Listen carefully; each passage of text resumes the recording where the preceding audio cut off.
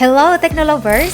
Seperti yang kita tahu, kemajuan teknologi di dunia militer semakin meningkat. Demi memperkuat bidang pertahanan, banyak negara menjalin kerjasama menciptakan alutsista, sekalian sebagai diplomasi untuk mempererat hubungan persahabatan. Hal itu dilakukan juga oleh Indonesia. Berikut ini mari kita intip 4 alutsista hasil kerjasama Republik Indonesia dengan negara maju. Tapi sebelum lanjut, pastikan dulu ya kamu telah klik tombol subscribe dan aktifkan lonceng notifikasimu untuk terus update informasi menarik dari teknologi populer.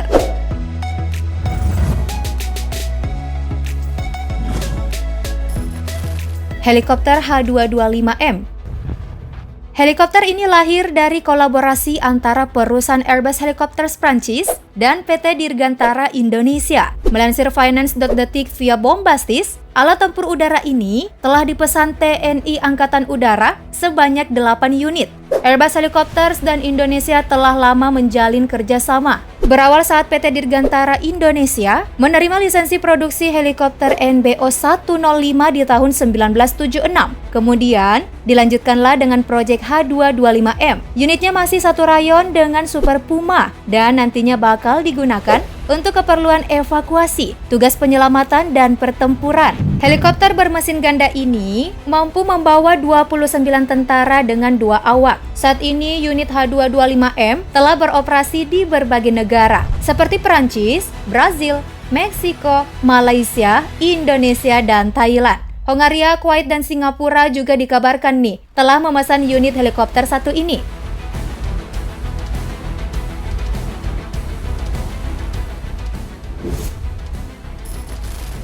Kapal selam.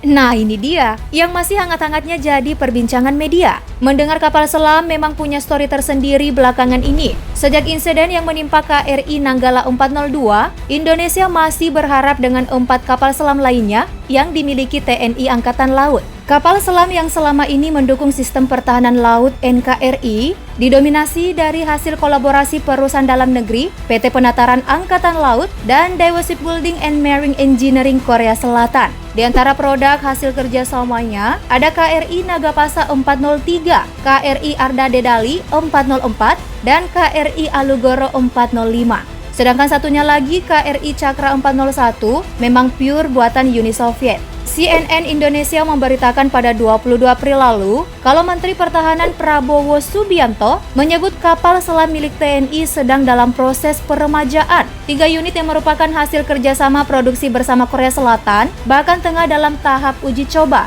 Hal itu demi meninjau kembali apakah kapal selam ini benar-benar masih layak untuk beroperasi agar tidak ada lagi insiden seperti yang dialami Nanggala 402, kapal selam produksi tahun 1978 oleh Jerman.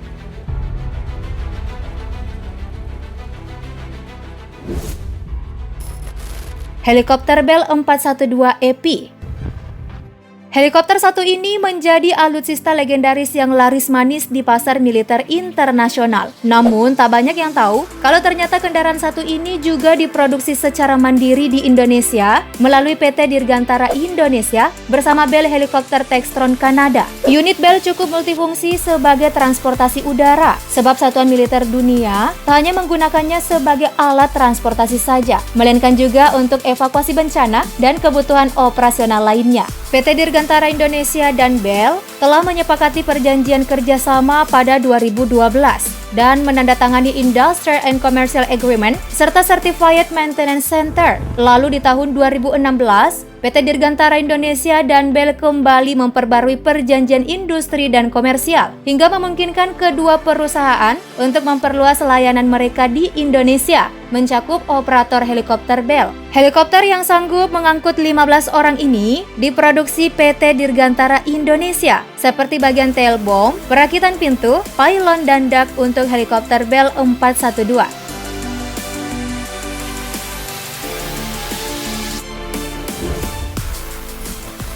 Tank Harimau Hitam.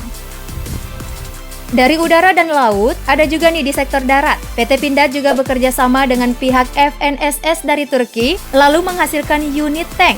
Medium tank ini dinamai tank harimau hitam, namun di Turki menggunakan nama berbeda, yaitu Kaplan MT. Kendaraan taktis ini tak hanya dipakai oleh kedua negara, namun juga telah menjajaki ekspor di beberapa negara. Indonesia telah memasarkannya ke negara-negara ASEAN dan Asia Selatan, sementara Turki ekspornya ke negara-negara Eropa.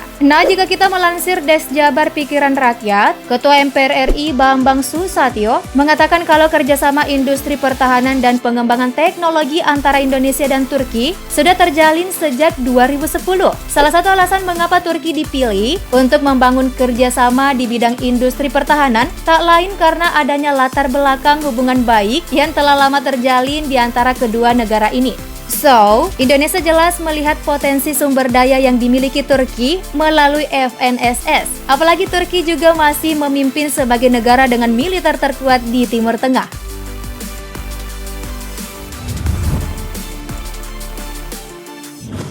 Itulah deretan alutsista hasil kerjasama Indonesia dengan negara lain. Bukankah kerjasama dengan skema transfer of technology ini langkah tepat agar Indonesia mampu mengembangkan teknologi menjadi sesuatu yang baru? Gimana nih menurut kamu? Tulis pendapatmu yuk di kolom komentar. By the way, terima kasih sudah menyimak. Besok jumpa lagi ya. Bye-bye.